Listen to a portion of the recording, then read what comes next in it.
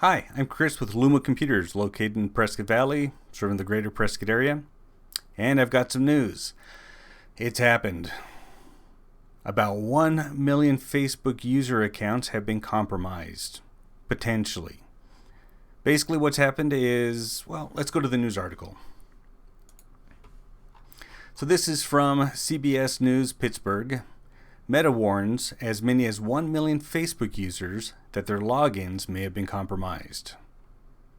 Menlo Park, California. Facebook's owner Meta is warning users that as many as 1 million users may have had their login information stolen. Meta's researchers have discovered more than 400 malicious Android and Apple apps designed to steal personal Facebook logins. Meta spokesperson said the company is reaching out to the users who may be at risk. The applications are disguised as games, photo editors, and health and lifestyle services. Often, app users are asked to log in with their Facebook, which enables hackers to steal logins and passwords. That's your username, also known as your email address, and passwords. Google has removed those apps from the Google Play Store. There's no word as to whether or not Apple has, but Apple's pretty good about this.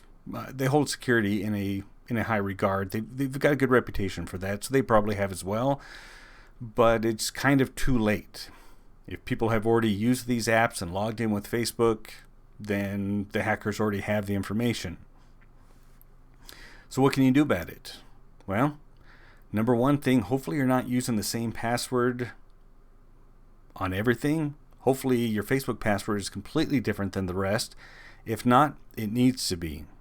But the second thing you can do, if your account hasn't been compromised yet, like they've got the username and the password, but there's only so many people. There's only so many hackers. So it may take time to get to yours, but probably not a lot of time. So the second thing you can do is add two-factor authentication. Now let me explain what that means. So authentication comes in three different ways.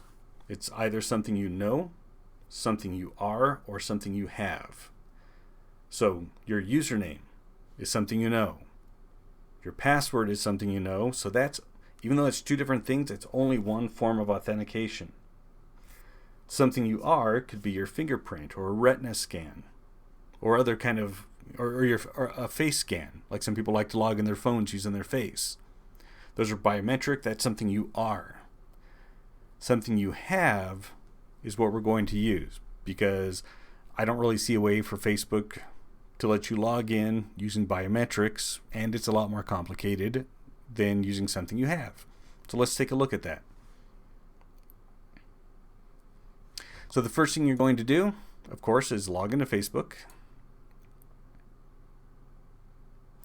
Then on your picture here in the upper right hand corner where it says account, click on that. Then settings and privacy, and settings. Over here on the left where it says security and login, go ahead and click on that. Then go down here on the right hand side where it says two-factor authentication. Use two-factor authentication and click on edit. It's a little box right here on the right. If it asks if you want to leave the page, yes, go ahead and leave the page. And here we are. So Facebook lets you have two-factor authentication in three ways. Number one is with a security key. This is something you would have. It would look just like a thumb drive, maybe a little bit smaller, but contained within is a very complicated code. So if you use a security key, it has to be plugged into your computer. Facebook will then check to make sure that is plugged in. And if you have that, and you know your username and your password, it'll let you log into a new computer. But if you lose it, it's lost, and it's small, and it's something that could easily get broken as well. Another way to do it is with your cell phone. I don't know about you, but I rarely leave my cell phone behind. In fact, I haven't done it in a very long time. So once you're logged into a computer, you can tell Facebook to trust that computer. Don't do this at a hotel. Don't do this at any kind of public computer that other people use.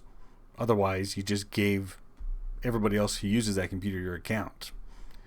But if it's a new device, let's say you're going to a relative's house, you didn't bring your computer, but you want to get on Facebook and use theirs, you can have Facebook send you a text message, and it'll say, here's your Facebook code, and Facebook will ask you what's the code.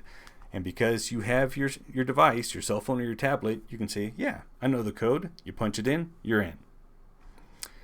But the way we're going to use is called the authentication app. I prefer Microsoft Authenticator, but you can also use Google Authenticator. There's probably others as well, but those are the two big ones. So the next thing you need to do is take your device, if it's going to be a tablet or your cell phone, probably your cell phone, since most people don't leave that behind, and it has to be a smartphone. It can't be a flip phone.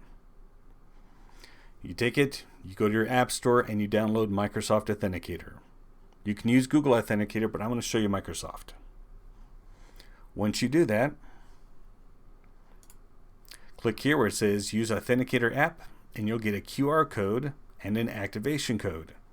You don't need both, and I'm going to have these blurred out so no one tries to take over this account. But the next step, let me switch views, is to go into the app. There, no reflection. Right up here at the top, there's a little plus sign. Click on the plus. Then you're going to get three choices. It's going to say personal account, work or school account, or other account, such as Google, Facebook, etc. It's got the little blue icon next to it. So you click that line. Now it's activated your camera. And what it's looking for is this QR code. So point the camera at the QR code. Only takes a second. And poof, you see the Facebook icon at the bottom? Piece of cake. There it is. It's already installed and you're using it. You just have to tell Facebook that it was installed correctly. So going back to that view. Okay, once you have the Facebook icon inside of Microsoft Authenticator, click on Continue. Now it's only going to double check. It's not going to make you log in right now. It's double checking to make sure that you set it up correctly.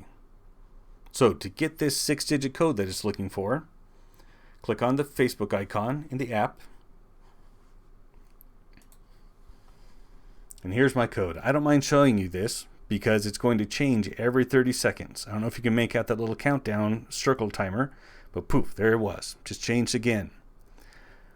Now what makes this very interesting and very secure is that not only would a hacker have to get your username and password, which they've got 1 million of them right now, give or take, but they would also have to be able to guess a 6-digit code that's 1 million possible combinations in 30 seconds.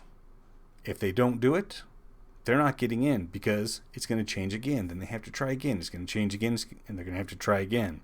It would take an extremely powerful computer and a whole lot of hacking techniques to get past Facebook and not look suspicious as they're guessing code after code after code after code.